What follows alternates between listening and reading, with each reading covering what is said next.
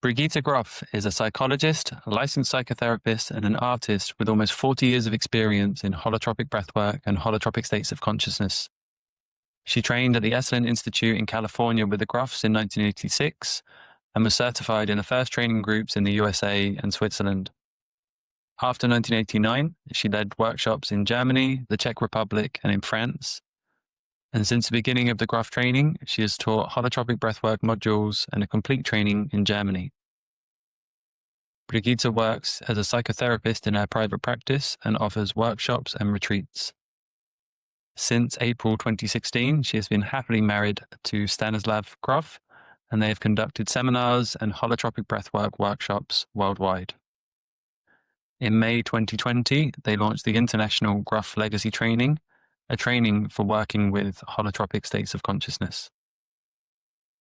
In 2021, she published her birthday book for Stan's 90th birthday in German, and in 2023, this was printed in English. The title is Stanislav Grof, LSD Pioneer, From Pharmacology to Archetypes. And in 2024, she published her book, Holotropic Art, Images from Hidden Worlds. Brigitte Grof, welcome to Holotropic Journeys, Non-Ordinary Conversations. I'm so honored to have this opportunity to meet with you, to discuss this work with you, and to really just get to know a little bit about yourself and your journey with holotropic states and the past, the present, and the future. So thank you for being here. Well, thank you for the invitation. Thank you very much. And how are you today? Good. It's warm here. I think it's the last warm day, summer day in Germany. Well, thank you for spending this evening with me as the sun sets on the final warm day there. And I really can't tell you how much this means to me. I wouldn't be here if it wasn't for you and for the creation of Grof Legacy Training. The holotropic breathwork community is so grateful to have this training now internationally under Grof Legacy Training. And for me in Canada, this is so important. I'm very close to being certified as a facilitator, and my interest in having these discussions came out of the consultations that we do with this work. And I just realized how much knowledge, wisdom there is spread around the world from people that have had many decades of working with this work. And so to bring the community together by recording some of these interviews and sharing them this way, the knowledge and the wisdom spreads. So an honor to have you as the inaugural guest on this project. Well, thank you so much for the invitation. That's sweet.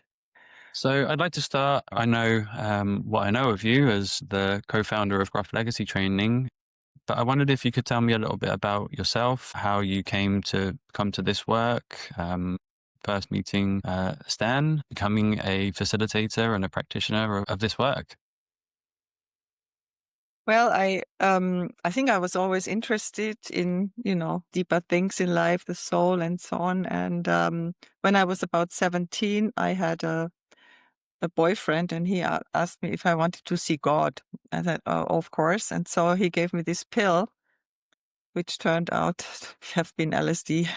So that was quite an awakening, with about 17. So I have been searching to understand what I experienced, and I decided to study psychology. But if you know universities, at least in Germany, it's not so much about the soul. It's more about, experiments and statistics and things like that. So I could not find answers there. And I didn't want to be a therapist either.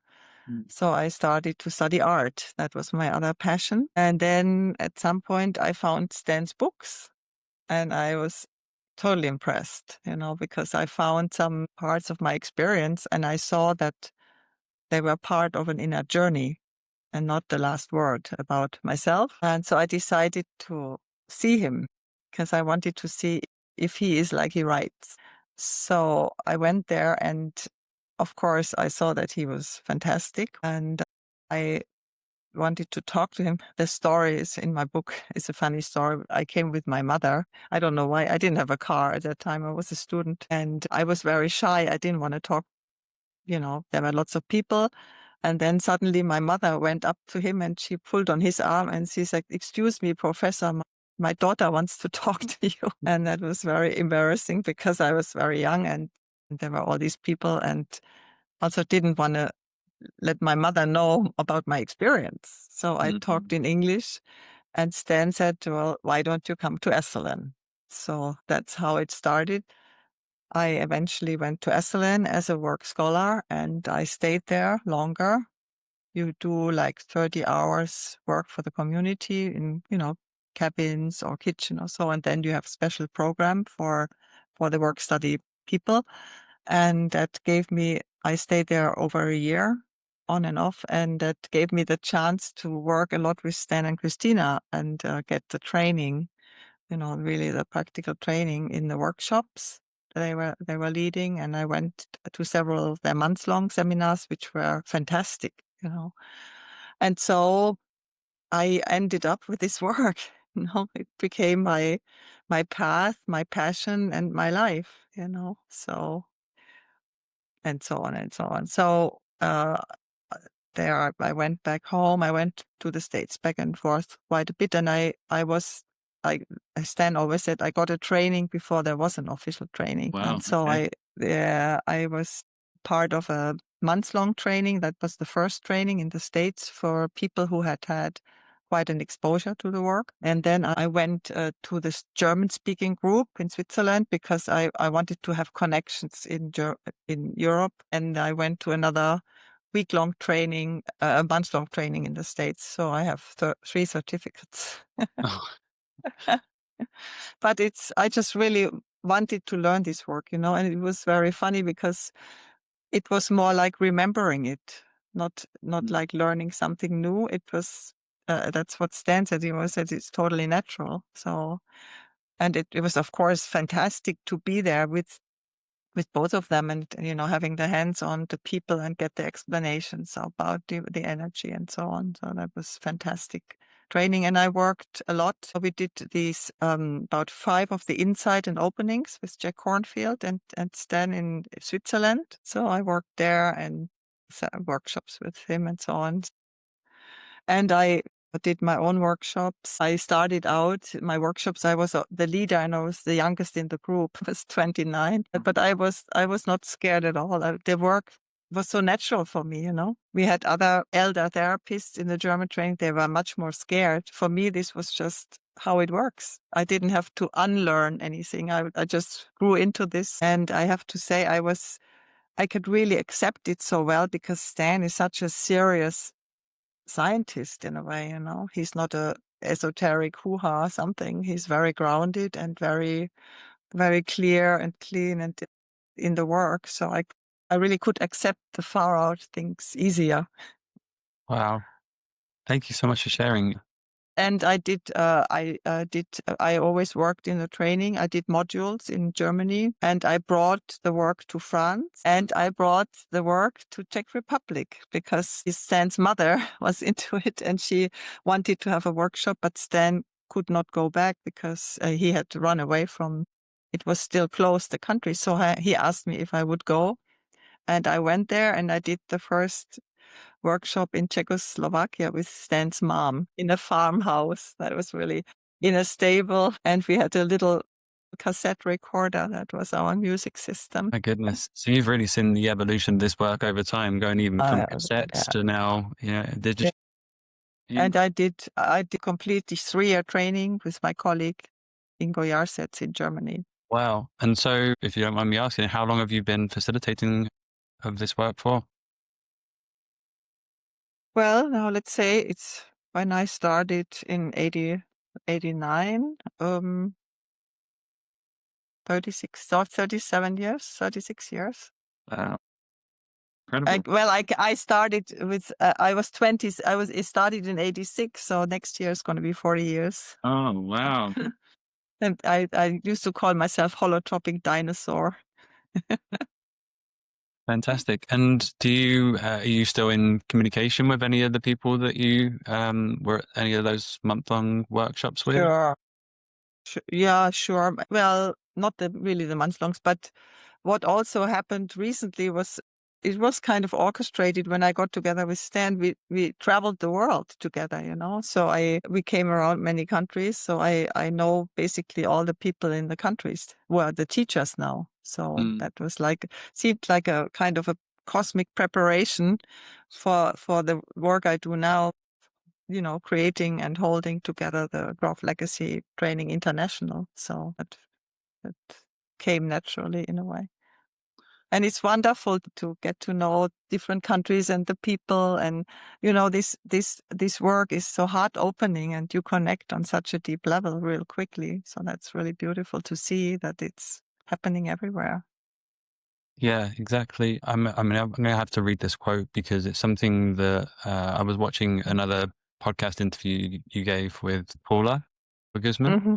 And you said something, I was listening as I think I was doing the dishes or something like that. And I heard you speak and had to go back and rewind it and then go back. I wrote this down because it really epitomized like how meaningful this work is, and especially the community aspect of it. You said to go inwards and to do these inward journeys is so enriching, so beautiful, and give life a different dimension. If you can enter these spaces together, that's a beautiful blessing and a deep connection to share with oneself and with each other that cannot be reached in everyday state of consciousness.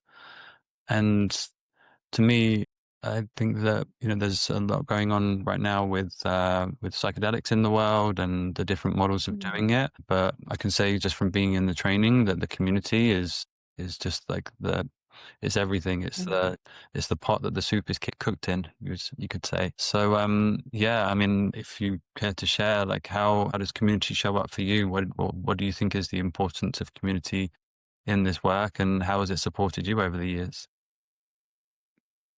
Well, I just want to start when I came to Esalen, you know, that kind of inner work was new to me. And so when I came back after half a year or so, I realized, oh my goodness, I had much more deeper connection with the people I shared the inner journeys with in this context than I had with friends I had known for 20 years or so, you know. Mm, Because it's you just open up in a different way. Also, once you've been sitting for each other and sharing these inner worlds, it's kind of you can hang out with these people really well, you know. I don't know if you experience that yourself. It's a way it's a way of I mean, you have nothing to hide, right? That's yeah. one thing. And then also that's why we love the sitter aspect so much, just to give the loving attention without anything having to happen, no expectation to each other is such a big gift, you know? So of course, I think it's a connection. I have different connection with people I share these spaces with, of course. Yeah, I feel very much like this work, it enables you to leave the mask at the door and you just come in as Oh, your true self. yes. Yeah. Yeah. Yes. I mean, Yeah, and uh, very much to your point of you form unique, deep connections with people that I always think of it like a tree. You don't have so mm, much connection above the surface, but below the surface. Yeah. yes. And it's like also, you know, I have this image when there's people, you're in a boat on the surface of an ocean and you relate there, but then suddenly you discover there is a whole world in the deep sea under, and there's some people who have been diving down with you or up in the universe. So they know that this is not the whole story. So there is another depth and knowledge that is hidden in the everyday consciousness. And so people who know that or have that experience, it's a different connection, of course. And I think that's been one of the almost like secrets that no one told me about before I came into this work and into this training.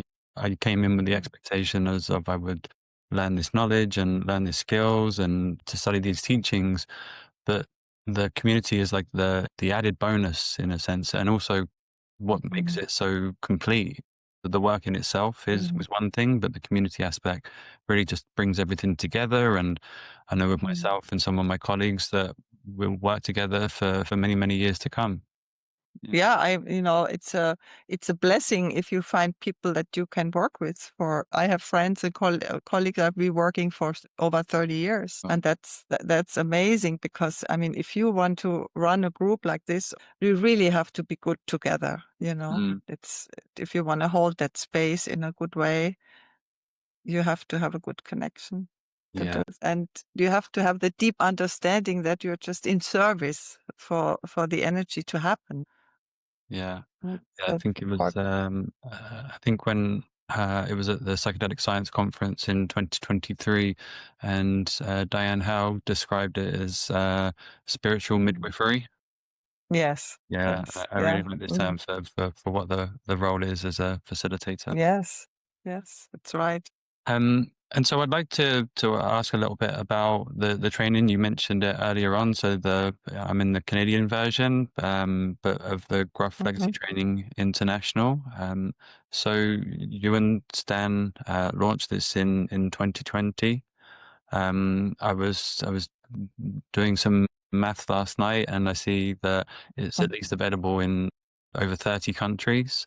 There's some incredible teachers around the world with this work, and I really hope to have some conversations with some more of them as these interviews evolve. But I just love to know a little bit about Gruff Legacy Training, what the vision is for it, and Mhm. how you see this playing such an important part in this psychedelic renaissance.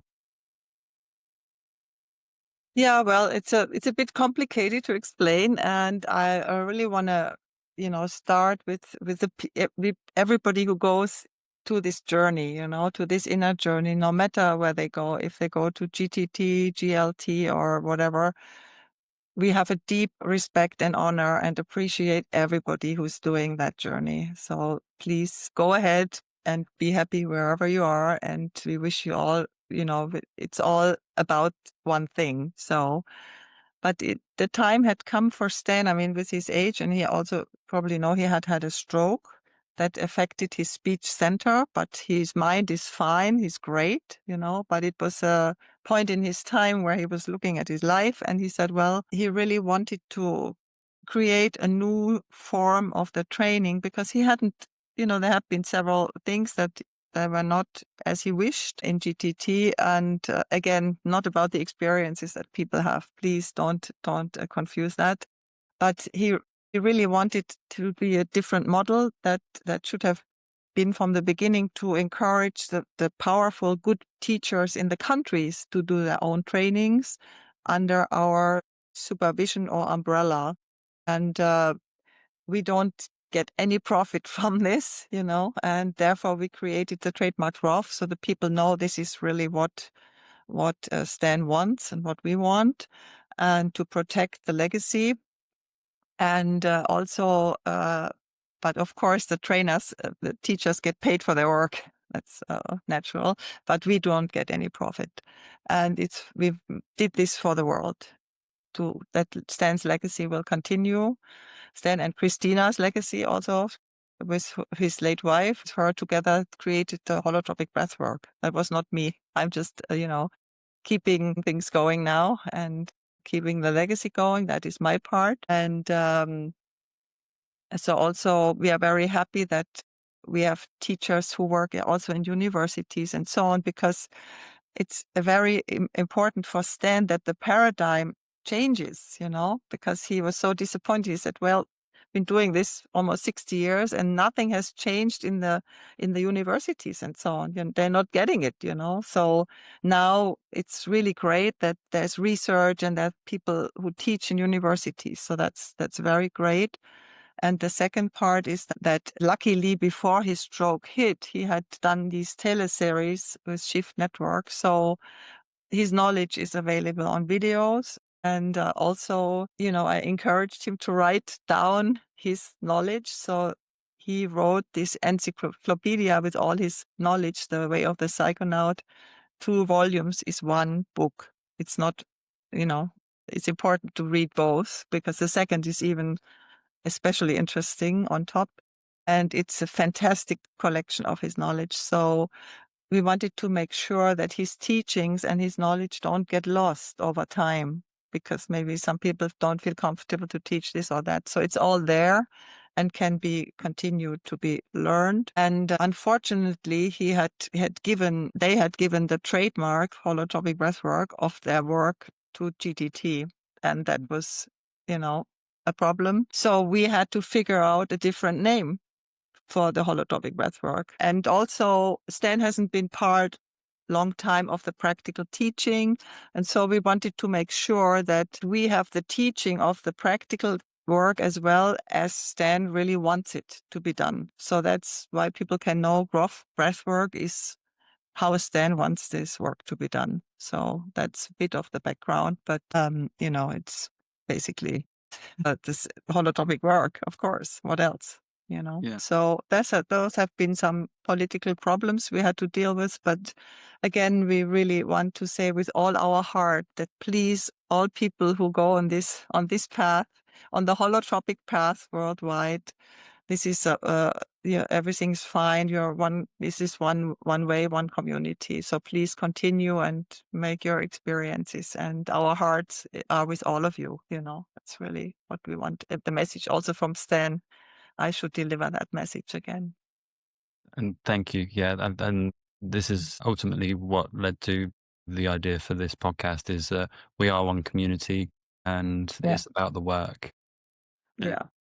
The teachers with Graph Legacy training, they would have come through the GTT training. So it's many of them at least. So yeah, it's the work which is the most meaningful. And for me in Canada, I'm so grateful for this training. So it's now accessible to me, and for time commitment and financial commitment, and for many others around the world who maybe didn't have the opportunity before. I'm just so grateful that there's many more people that now have access to this work you can get it out there to the people that need it. Yeah, we are very, very happy with what's happening, and our teachers are so dedicated and so highly qualified. It's fantastic, and many of them have already been trained personally by Stan and sometimes Christina, that, while they were still active in the GTT. So that changed later, of course. So again, we're very happy, and we hope the work will spread and continue. And it's so important, because also in the psychedelic renaissance, we have several psychedelic trainings going, thankfully, like in Canada with Neil Hannon, and in Spain with Javier Harme, and we have a Nordic training in Europe with Ole Rai, and Milan Ravanek is doing a combined training in Czech Republic. So the Northern is also combined. There's more and more with whatever is legal in the country. Okay. We do not only stay with the legal framework. And I mean, this work, the holotropic breath work, or the Grof breathwork work is so amazing. The experiences, you learn to sit, you learn how to be with people in a good way. It's very practical training, so that people really, really know something when they've completed that. It's so necessary in the psychedelic renaissance, which is great, but also can be dangerous when people deal with these medicines and they have no proper training. Yeah, and to that point of how this is so important for the psychedelic work and the psychedelic renaissance, like the more I've moved into this work and stepped into conferences and getting to know different teachers, the more I realize like just how many people Stan's research and work has influenced.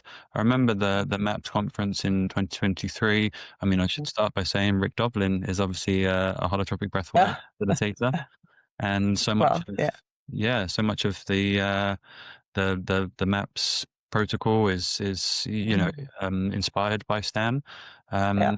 And yeah, I just noticed when I was at the conference in 2023, I would say probably half of all the conference speakers that I saw, they would mention, I got into this work because I picked up Beyond the Brain, or I went to a holotropic breathwork workshop, or someone told me to look up Stan Grof, and it just makes me realize how deep and vast Stan's influence has been on this renaissance and on this research and on this work.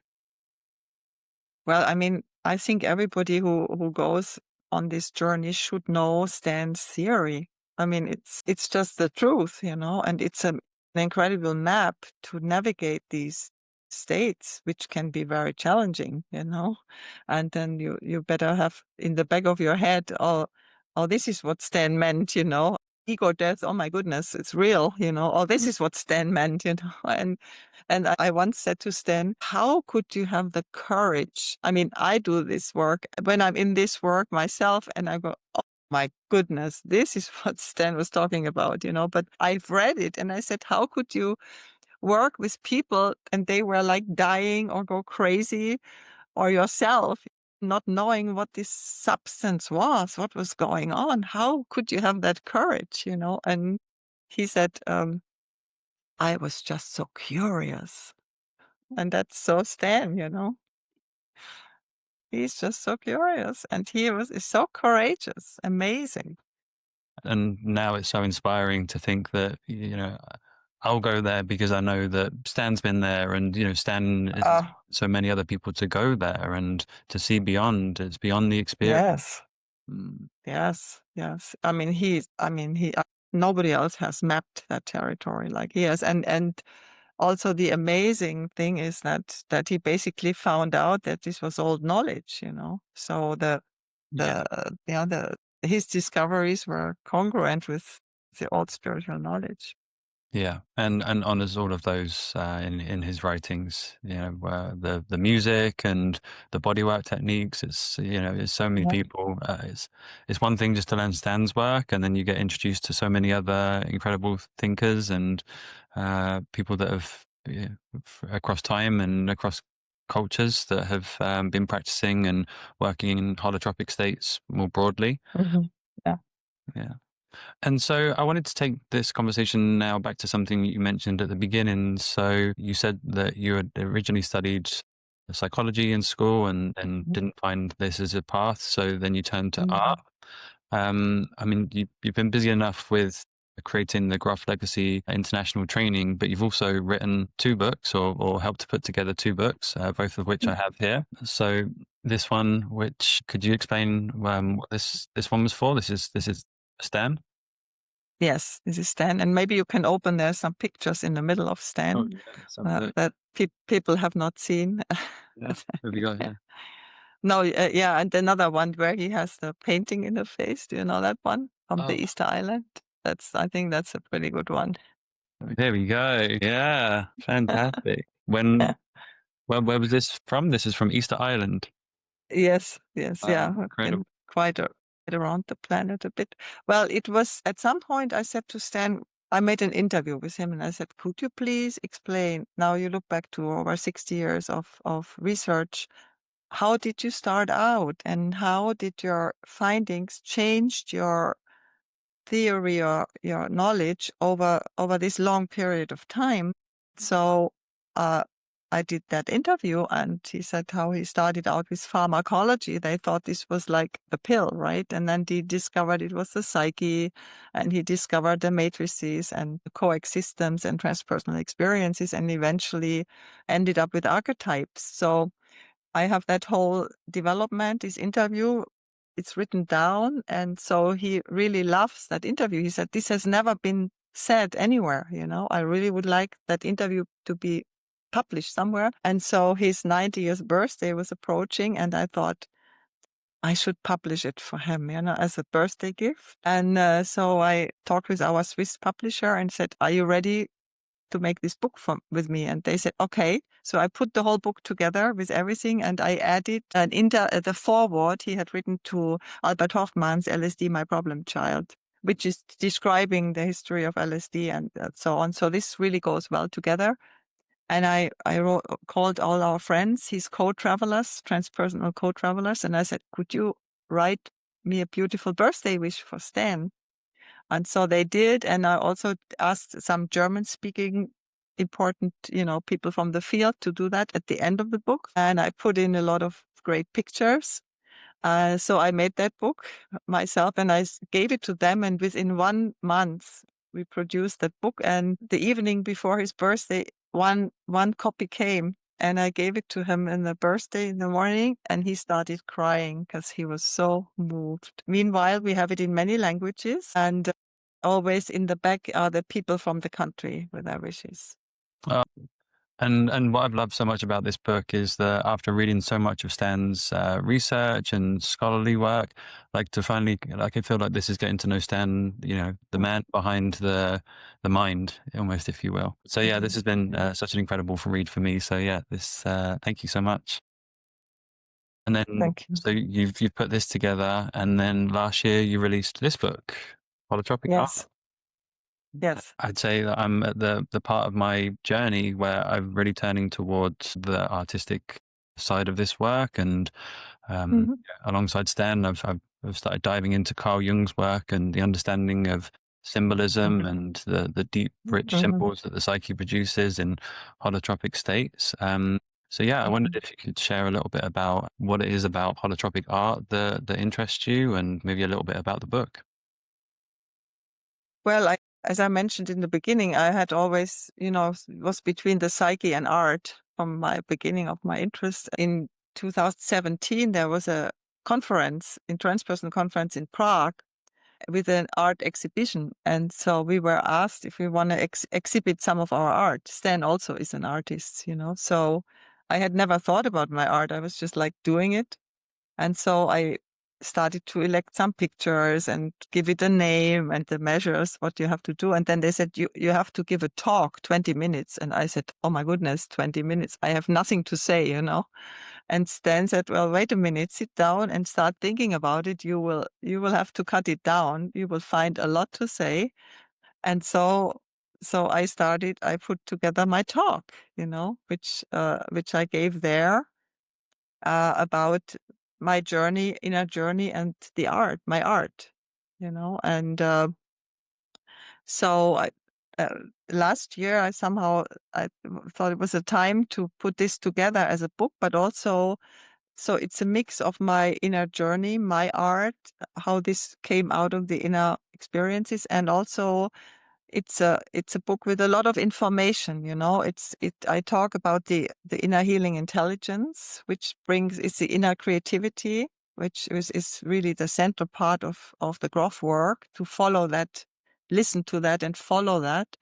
And so the holotropic art is the art that comes from these realms, because when I studied art a little bit in the university, I was painting what I see outside, and when you start doing this work, you get all these informations from inside, which is totally different. So my art changed totally because it came from within, So I show that, and I describe my story, but also I was extracting a lot of knowledge from the psychonaut, because that is useful for that, So the higher creativity, that concept of higher creativity, and so on.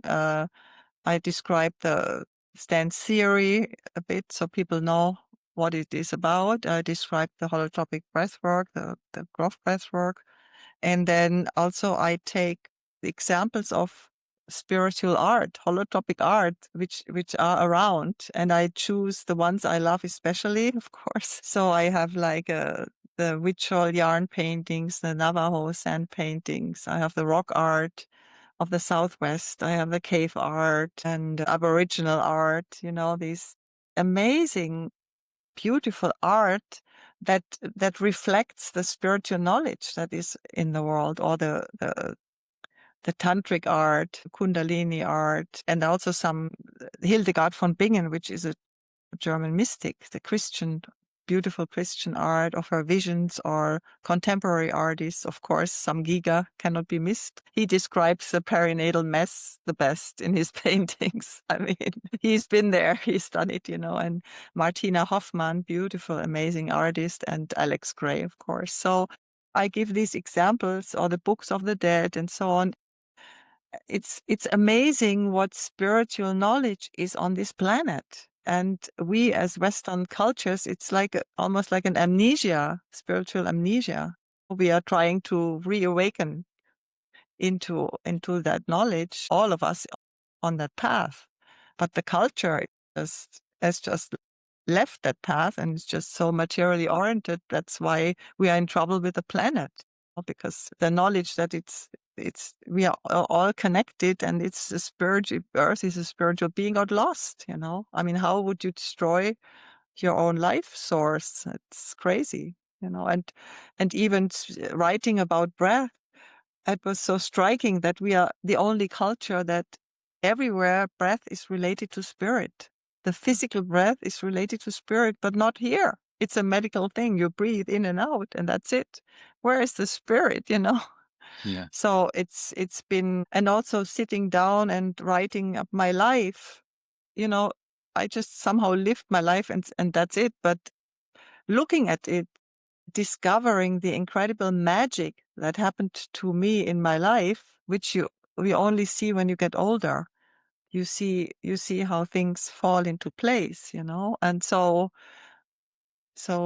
looking back and discovering the magic that I was blessed with, and the gratitude I have about that. I mean, meeting Stan, I mean, what to say, it's just the love of my lives, or our lives. We have many experiences of many past life for a long time. So I write about that as well. And so also eventually it's also describing the magic of our love story and the art that came out of that. And at some point I'm with an art teacher who has the same attitude. We meet once a week in his studio, and we have no intention, things. We don't say, oh, I have the plan, I want to do this or that. It just sort of happens. And so one day he said, oh, let's paint on some wood. And these pictures started coming, which are not my style, And after the third, I looked at it and I said, maybe that's a story, And it looked like a fairy tale. So I sat down and this story appeared, which is The True King. It's a fairy tale. I made another book, but it's not for children. It's about the inner journey, And so later I looked at it and I said, oh my goodness, this is a hero's journey. It just Oh, wow.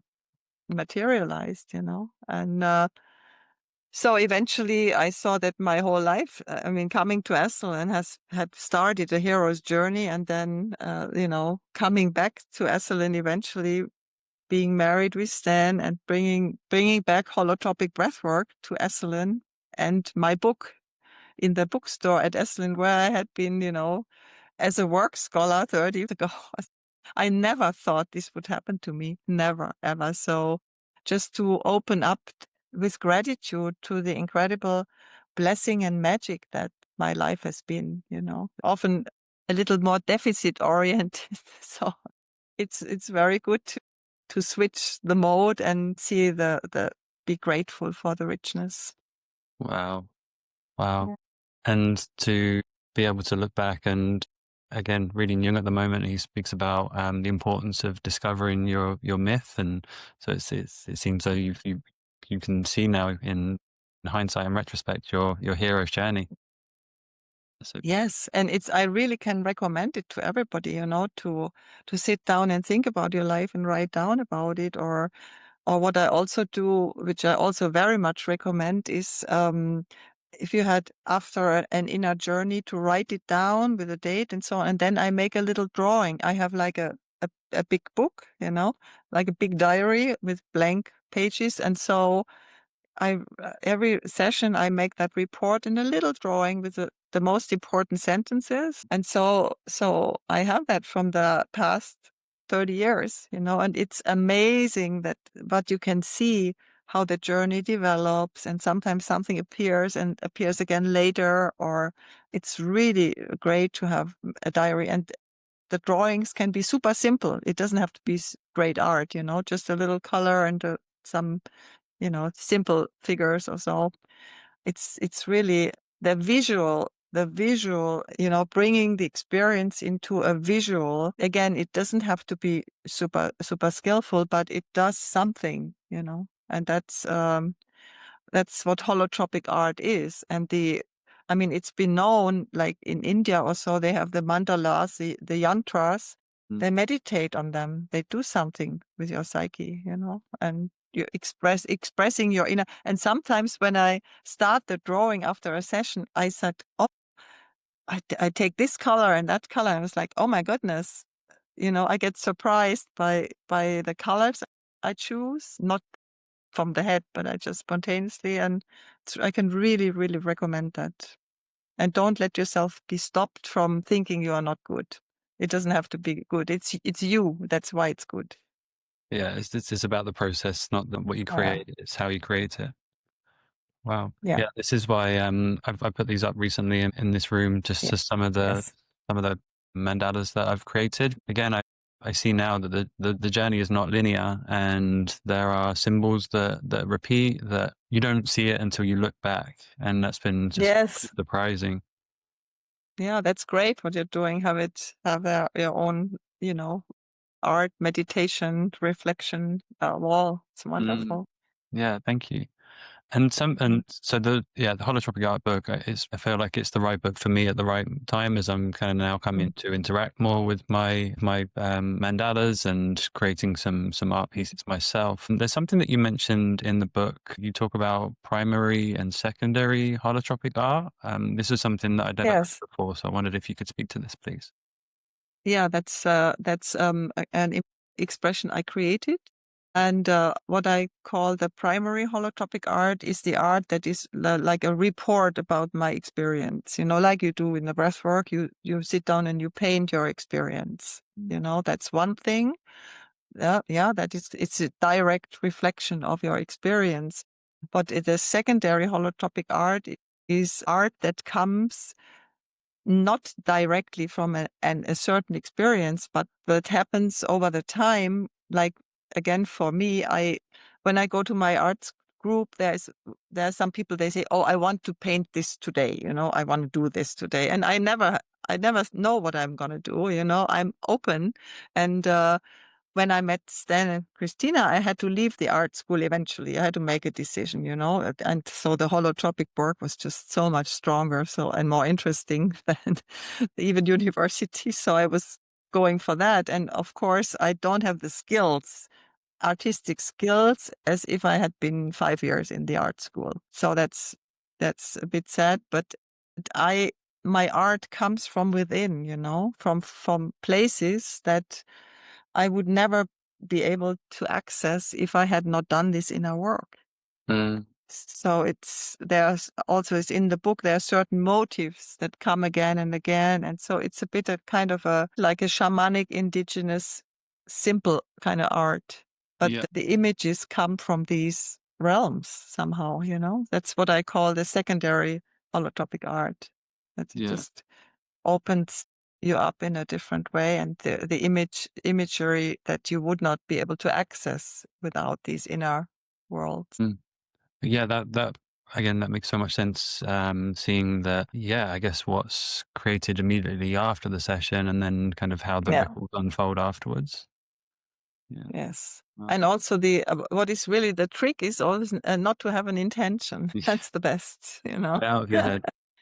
No plan. Yeah, no plan. You just start something and then something shows up. And then you're in tune with your inner healing intelligence or the Mm. Shakti or whatever you want to call it. And I think it's so fascinating that, in we just, in the normal consciousness, we just live a certain part of us, which is helpful. I mean, if you have to do the taxis or you plan the shopping or you drive a car, but what we can learn in this work is that there is another knowledge in us, which is this inner healing intelligence, this inner energy, this inner wisdom that we can allow to awaken, or which is described in Kundalini, of course, in the Kundalini literature. And in the breathwork or in the psychedelic work, you see many phenomena that belong to the Kundalini. But of course, the full-blown Kundalini awakening is a process of itself. Mhm. But I mean, you feel, but suddenly there's a shaking or some movements come or sounds or whatever, and that is that fascinating and super super creative energy that is in all of us. And so the holotropic work is a teaching for people to connect with that, and so what what Jung also calls a self-realization. I mean, in India, it's known that you want to realize yourself as much in this life, which means your creativity, your spirit, and your spiritual being. So to become as whole as possible. And that's a very fascinating journey. I'm always so amazed, when I do workshop. I think I've seen it all. I have not. So this is incredible what comes out of people once they lay down and you play some music and they breathe, and once they've understood how it works. It's such a beauty of creativity and emotion and richness that is fantastic. I mean, you know that because you are fascinated by that work. So Absolutely. I think it's fantastic. And sometimes some participants say, "Oh, how can you stand all this screaming?" And I say, "Well, it's music in my ears because the real suffering is silent. And once the energy starts moving and expressing itself, it's so beautiful." Yeah. Mm. Yeah, no, very much so. I just got back from a retreat this past week, and in the sharing circle, I was really reflecting on my journey over the last few years, and about the first time I was in a room and in a session, and heard people screaming and crying, and about how jarring it was, and then to now to be like, for myself, it's hearing other people, it gives me permission to express, Mm. and to ask for things as well. That's the other part of it. Like, I Mhm. couldn't ask for a Mhm. handhold when I first had my first sessions and first journeys. By working with other sitters who would ask for things, it's given me permission, and that not only Mhm. carries over in sessions, but it's opened me up to asking for things that I wouldn't have. I felt maybe I shouldn't speak to this, or I shouldn't ask for this. So there's so much of what occurs in these holotropic states, and in this community Mhm. container, that really does spill out into the holotropic, into the Mhm. everyday world. That's true. Yeah. And that's what you asked about community. I mean, that's the beauty of the groups. You see, what is possible, and you're not the only one. Sometimes when you have problems, you think, "Oh my goodness, I'm the only one who's, totally has these problems." And then you're in this group and you see, oh, everybody has something. Or there was one woman was really screaming, like, and there was another woman, she said, "I want to have the same. Next time I'll do that." You get inspiration, or people dancing, or you just get inspired to see what's possible, and it's so much easier. And then, as you say, the big factor in this work is the sitter and the breather, or in a psychedelic session, the sitter. I don't understand how people can do psychedelic work without sitters. I would not do that. I think it's so healing to have somebody there for you, and almost every person has abandonment issues. And so that blessing, the gift that there's somebody is there. You don't have to perform anything. They're just there. And then you change the roles, and also the honor to be with somebody in that intimate, amazing process is also very beautiful. So to the sitter thing is really amazing, and it should not be abandoned ever. In the whatever is called Grof work has sitters. That's important, because Absolutely. that's so healing. As you say, just oh, there is somebody for me. I can hold the hand, or I can be held, or they're not going away, and I'm fine. It's such a corrective experience when you're in that regression. So, And when do we ever spend 3 hours of our lives just to care for another soul, and in many cases a stranger? And I just feel like that's such an important part of this, that mhm, go into these spaces, and it makes you realize that everyone has stuff we're holding on to, repressing, suppressing, and we're just different versions of the same spectrum uh, of human experience. Yeah. yes. And That's the beauty of the group. You feel you're not alone with your whatever you have, and you hear the other stories, and and you cannot talk into a warm hug. I mean, you have to hold, or you cannot, that the touch, if it's ethical, we have to talk about that, what that means. It's very healing, but it has to be in strong, strict ethics, and also good in the group, because it's all everybody sees what's going on. But the spirit of being a sitter or a facilitator is the pure service. You have to take away your personal intentions or anything. You're just there in service for the process and for the other person. You not impose anything on anybody. That's the big rule. They have to be really pure with that. And seriously, that gives good feeling if you can do that. And the other thing that's so great about this work is so empowering for people. They find their own energy. That's what we're doing. We give the space, we support them to connect with their own energy. It's not us doing it. I mean, of course, we are trained, we have experience to make it safe, but it's so empowering to people, instead of, oh, I'm the great therapist, I know what's going on, and I tell you, this is totally stupid. I mean, everybody knows themselves best. What do I know what another person is or really is? They can feel themselves. That's so beautiful. Yeah. I like that. And the importance of this model is it really comes from the inner healer and it comes from the inside out, and it's not from the facilitator or from the sitter. Yeah. It's everything you were talking about, touch and ethical touch. Well, the training is we don't touch someone unless it's invited. So Yes. someone asks for touch and that person knows what they need, and we're just there to meet them where we're. Yeah. Well, or if you offer something, you see the reaction. I mean, if they don't like it, or what I teach a lot is, I really love good body work and music. That's my passion. It's like a dance. When people come to me in the private work or so, I show him what's possible. It's possible from like this or like this, or you have to find the right place. That's always important. Where is exactly the problem, and they will tell you. You just ask them, they will tell you. And then sometimes it needs a lot of resistance. Sometimes it needs just to be very gentle, and they will tell you. You can explain them and offer, and they will know when it feels right, That's always important, that it feels right for the person. Otherwise it's senseless, or harmful. Yeah. Yeah. Thank you. But again, I want to say this has to be learned and to be taught. We're not in favor that people do anything to anybody in psychedelic sessions or so. This is a special form of body work that's taught in our training. So that's really important. People know that. Oh yeah, and I don't think that there is another type of bodywork that's similar to this that exists. The fact that this isn't massage, this isn't anything like this. No, and there have been cases out there where people were abusing people physically, and that's just the most terrible thing to imagine. We're absolutely against that. So if people don't know how to do this properly, they better should not. Yeah, Please. yeah, absolutely. And the fact that we never work alone, we're always in community. This way. Yes, that's also important. Yeah.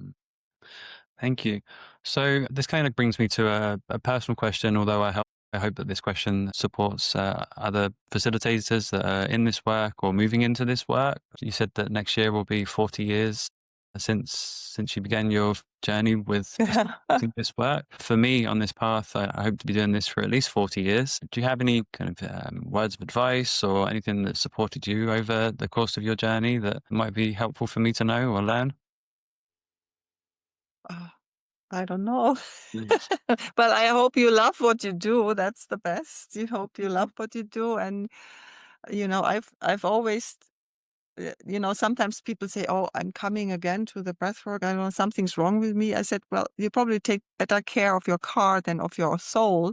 So I think for me, the regular inner work is just fantastic. I mean, I want to be as connected with myself as possible in this life and to become as free as possible. So that's my intention, and I hope you have the same passion for yourself, for your path, and for the work. And it's great to find good people to work with, good colleagues, and just to, stay in service and make sure you're not doing anything wrong, that you really do this because you're in service. That's so important. And then,